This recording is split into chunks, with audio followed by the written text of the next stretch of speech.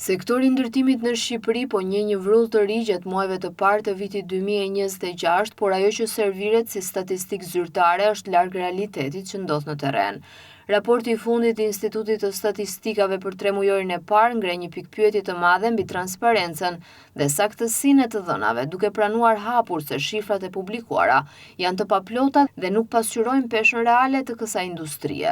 Sipas Instat, periudha janar-mars 2026 u mbyll me 322 leje ndërtimi të miratuara për ndërtesa të reja, duke shënuar një rritje prej 24.8% krahasuar me të njëjtën periudhë të një viti më parë. Sipërfaqja e parashikuar për ndërtim ka arritur në 377.061 metra katror me një rritje prej 12.5%, ndërsa vlera e parafort e projekteve u llogarit në 20.4 miliard lek. Por ky bilanc është thjesht një fasad.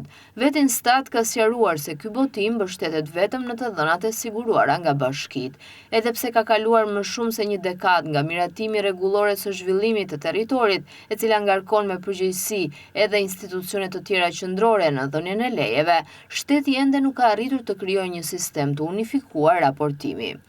Botimi i statistikave mbi lejet e ndërtimit mbështetet aktualisht vetëm në të dhënat e siguruara nga bashkitë, të cilat janë autoritetet kryesore për dhënien dhe raportimin e këtyre lejeve.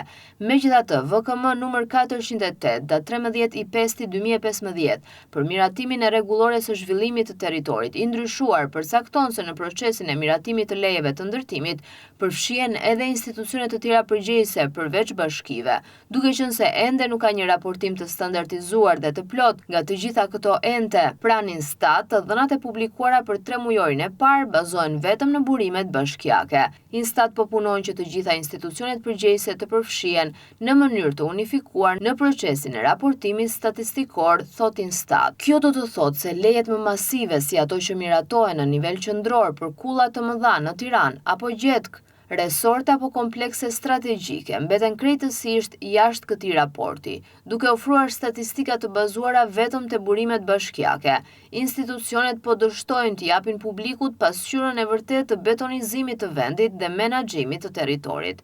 Për sa kohë të dhënat mbeten të fragmentuara, raportet zyrtare do të shërbejnë më shumë për të zbutur realitetin agresiv të ndërtimit dhe jo për të bërë një monitorim transparent dhe llogaridhënës të ekonomisë sonë.